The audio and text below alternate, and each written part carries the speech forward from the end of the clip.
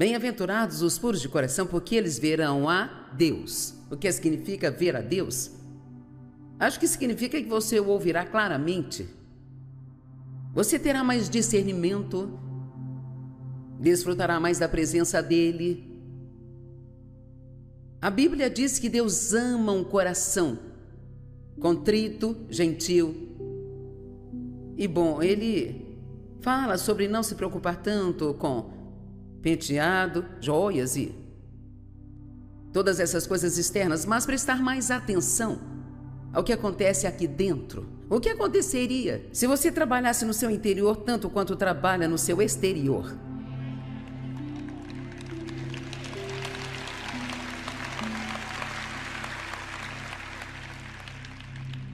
Acho que nos comportaríamos muito diferente do que nos comportamos. Mateus 23 é um ótimo capítulo da Bíblia. Sabe, Jesus sempre se afastava dos fariseus porque eles eram hipócritas. Eles falavam para as outras pessoas o que elas deveriam fazer, mas eles mesmos não o faziam. E começando no capítulo 25, versos 23 ao 25, ai de vós, escribas e fariseus, por muito tempo eu não sabia o que era esse ai, mas depois pesquisei, estudei um pouco, e isso é realmente o pior tipo de miséria que você pode ter. Ai de vós, escribas e fariseus, fingidos e hipócritas, pois vocês limpam o exterior do copo e do prato, mas por dentro vocês estão cheios de extorsão, presas, despojos, pilhagens e autoindulgência gananciosa. Fariseus cegos, limpem primeiro o interior do copo e do prato, para que também o exterior talvez fique limpo. Sabe, a Bíblia diz para sermos transformados pela inteira renovação de nossa mente. E a transformação ocorre de dentro para fora. O mundo quer que nós nos conformemos com a imagem dele, do que é aceitável, mas Deus quer que nos transformemos e mudemos o nosso coração. E quando o nosso coração é mudado, tudo do lado de fora se torna o que deveria ser. Ai de vós, escribas e fariseus, fingidos e hipócritas. Eu amo isso, pois vocês são como sepulcros caiados, que parecem bonitos por fora, mas por dentro estão cheios de ossos mortos. Na Amplificada está dizendo, vocês são caiados por fora, mas cheios de ossos de homens mortos por dentro. Para os homens vocês parecem ser justos e retos, mas por dentro são cheios de fingimento, ilegalidade e iniquidade. Eu li uma declaração que realmente gostei. Eu estava estudando sobre integridade. E então eu li, estudando várias definições sobre integridade, porque isso é algo que realmente falta no mundo de hoje, sabe? E parte da integridade é manter sua palavra, e muitas pessoas hoje não fazem o que elas dizem que vão fazer. E toda vez que marco uma consulta com o dentista, recebo 4 lembretes para confirmar presença. Toda vez que marco uma consulta médica, recebo 4 lembretes para confirmar presença.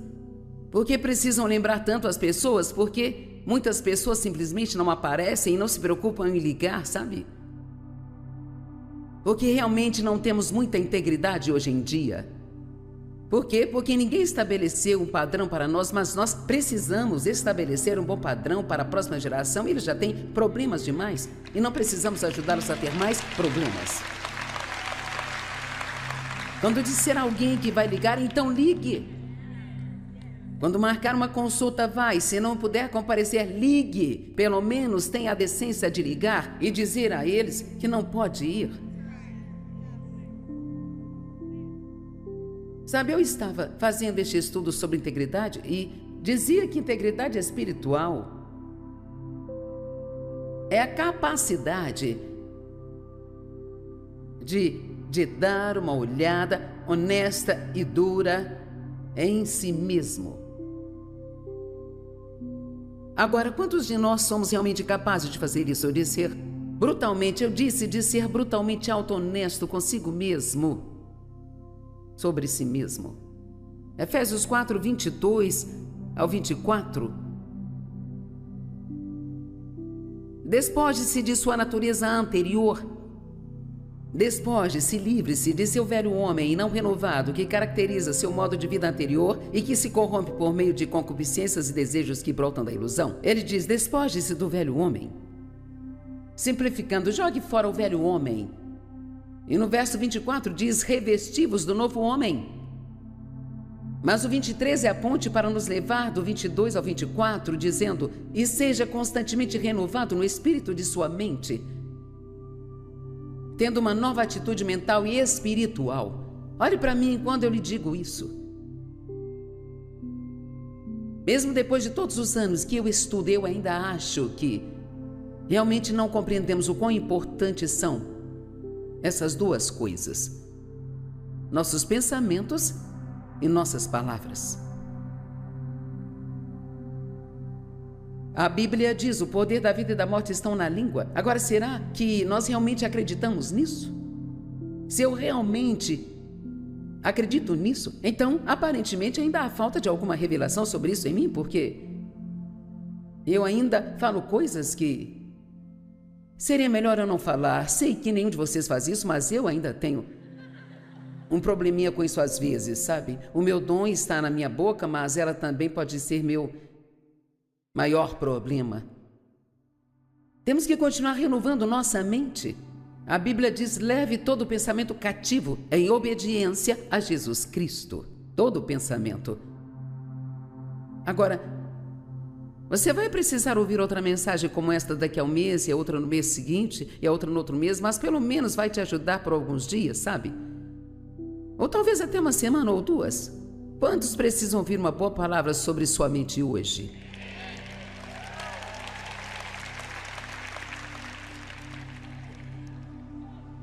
Primeiro Timóteo 6, 9 e 10.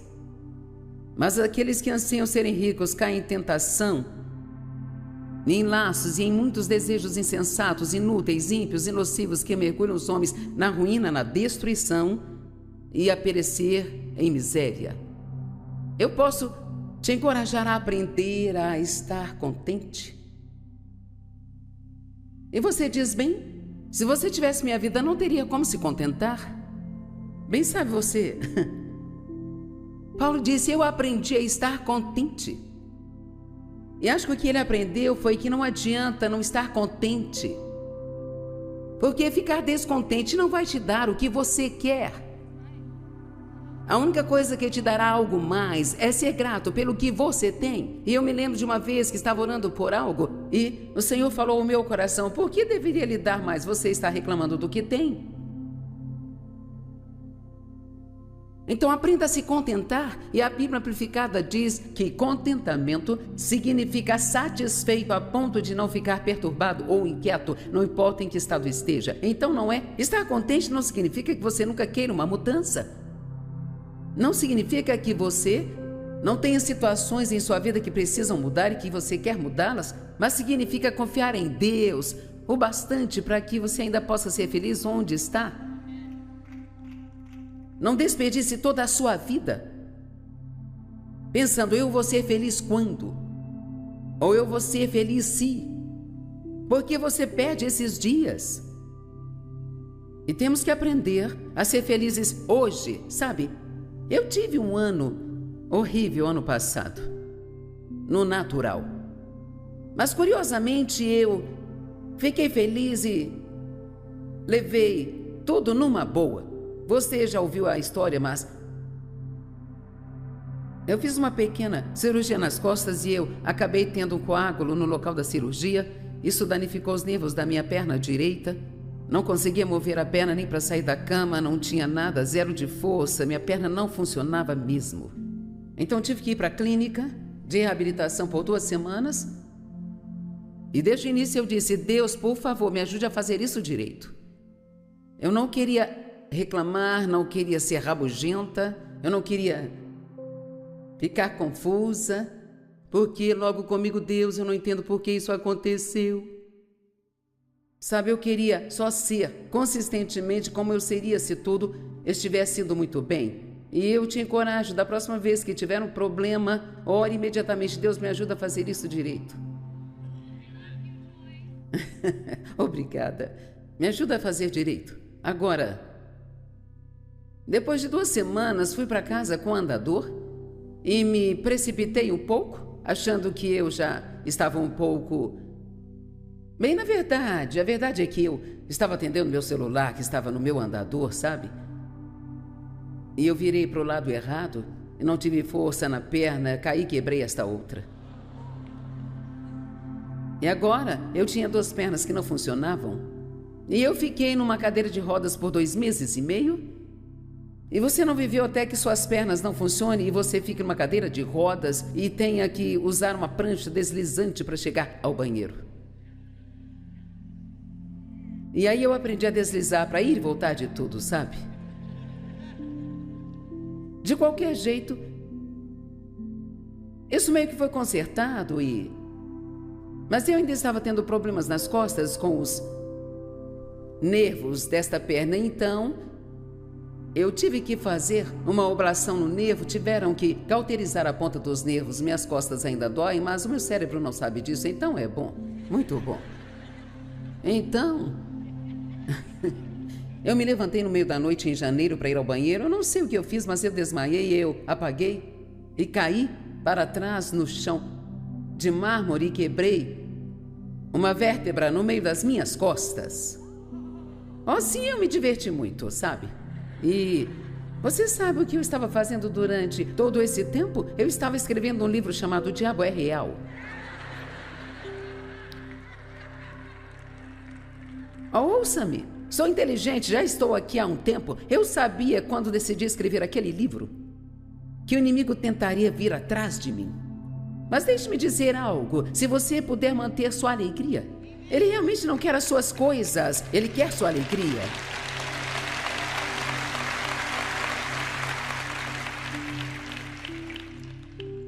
Então, na semana passada, eu estava fazendo um implante dentário. Se você não sabe o que é isso,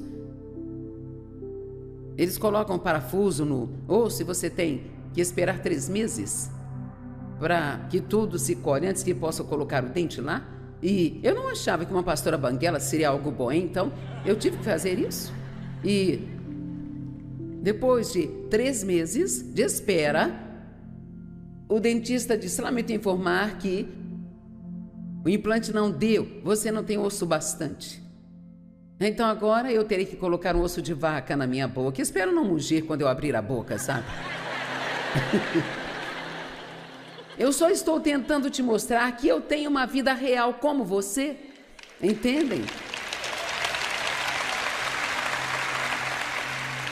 Quero dizer, as coisas acontecem com todo mundo. A vida simplesmente acontece conosco e o diabo quer que nos queixemos, reclamemos e sejamos infelizes, que vamos à igreja domingo e cantemos tudo entregarei e nos comportemos como o mundo a semana toda. Ele quer que você colhe um adesivo no seu carro dizendo Jesus te ama, uma cruz no pescoço, que leve a Bíblia para o trabalho e haja como um idiota toda vez que tiver um problema. Amém? A Penny, minha assistente administrativa, quando estava vindo para cá ontem, ela foi para o aeroporto, ela foi estacionar o carro dela e ela colocou o carro no ponto morto para que pudesse abrir a porta e pegar o ticket. E quando pegou o ticket, o carro dela não engatou a marcha, não deu ré. Então ela ficou presa lá, deixando uma enorme fila de carros atrás dela. E você sabe como as pessoas agem sobre isso? E então, você tentou sair do seu carro, não foi? Ela tentou sair do carro, mas nenhuma das portas funcionou. Então, ela estava presa no carro e uma senhora gritou dizendo: você não pode estacionar aí, não pode estacionar aí de jeito nenhum. E ela disse: eu não consigo me mover, não consigo me mover. E então, finalmente, alguém abriu a porta e quando ela conseguiu abrir e fechar as portas, o carro começou a funcionar novamente. Agora, isso é loucura? Sabe o que o diabo tentou fazer? Tentou deixá-la chateada antes que ela chegasse até aqui. Vamos, se o inimigo puder te deixar irritado em algum momento, ele o fará quando você estiver a caminho de ouvir a palavra.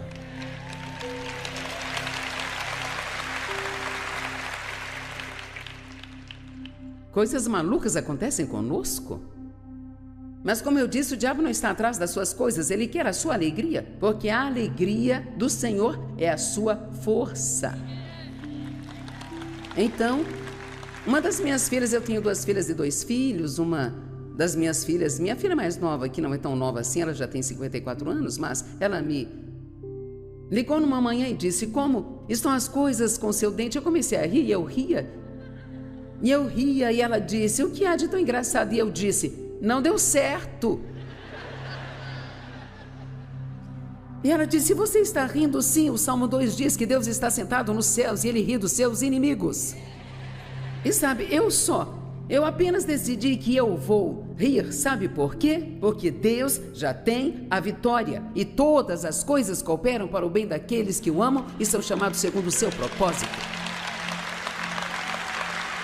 E quer saber, você vai ter uma vitória muito mais rápido rindo do que ficando deprimido e azedo. Amém? Alguém está passando por algo na vida do qual você pode rir agora mesmo? Sabe, a Bíblia diz que o amor ao dinheiro é a raiz de todos os males. O dinheiro não é mau. O dinheiro pode fazer muito bem para muitas pessoas. Mas se você ama muito o dinheiro, você vai fazer coisas para tê-lo que não serão boas.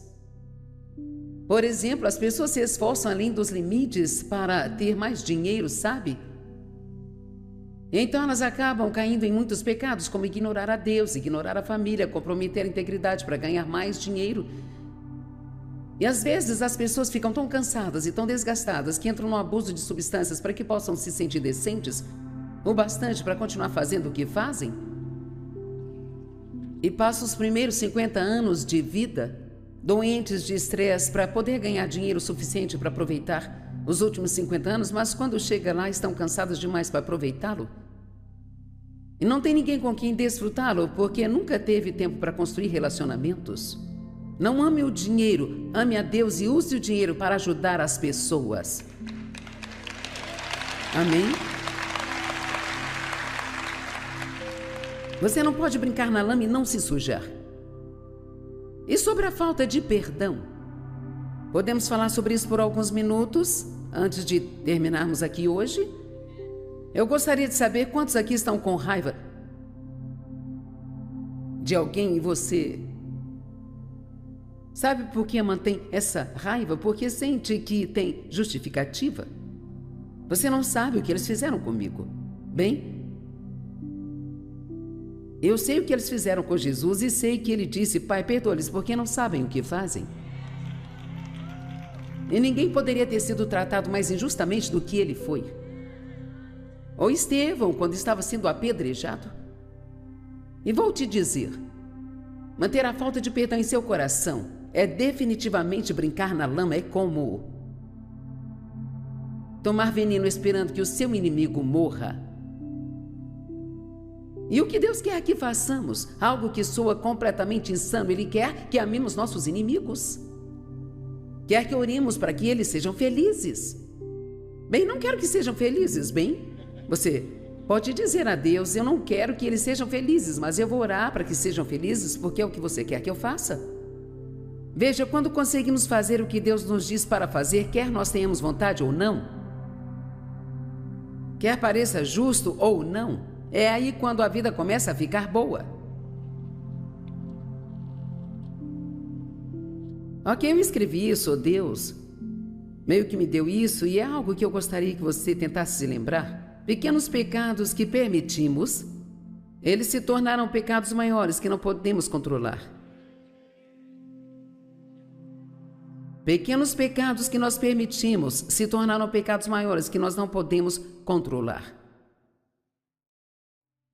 E você se coloca realmente em apuros quando começa a ter coisas que te controlam, em vez de as controlar. Agora, eu quero apenas dizer algumas palavras sobre sua boca e deixá-lo ir para casa e se recuperar disso. Quantos estão felizes por estarem aqui? Ok.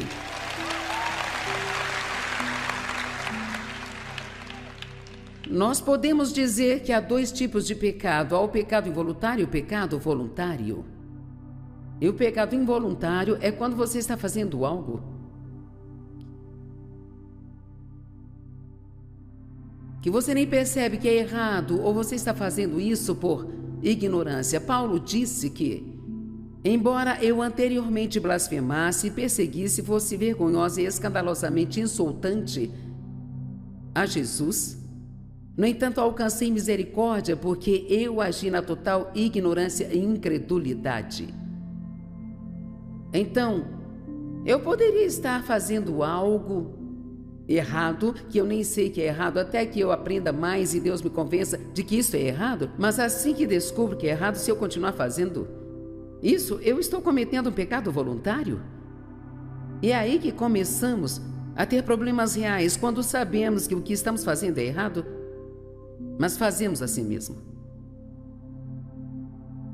Agora, deixe-me encorajá-lo hoje. Se há algo em sua vida que Deus tem lidado com você e que você está adiando e adiando e adiando, não adie mais. Ele poderia vir hoje à noite. Ele pode vir amanhã. Pode até não ser algo que faria com que você perdesse sua salvação. Você não compra sua salvação, você crê em Jesus Cristo e Ele te salva por sua graça. Mas precisamos fazer o que é certo só porque amamos Jesus. Só porque o amamos, Ele disse: se você me ama, você vai me obedecer. Ele não disse: se você me obedecer, eu vou amar você. Ele já nos ama. Deus nunca pode te amar mais do que Ele te ama neste exato momento, não importa o quão melhor você se comporte. Mas se o amamos, vamos querer fazer o que é certo. E assim, quando você se torna consciente de um pecado em sua vida, é aí que precisa se livrar dele. A procrastinação é mentirosa. Porque ela diz: eu vou fazer isso. Bem, quando? Bem, eu vou fazer isso quando for mais fácil? Quando custar menos? Não. A procrastinação é um ladrão, porque ela diz que você vai fazer o que é certo, mas boas intenções não são obediência. Obediência é obediência. Então sejamos sábios com nossos pensamentos, sejamos sábios com nossas palavras e sábios com nossas ações, mas lembre-se de que tudo começa com quem você é por dentro, não com quem você é quando se veste e se leva para a igreja.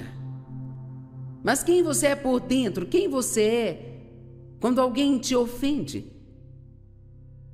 Quem você é quando começa a fofocar e de repente o Espírito Santo diz: não, não.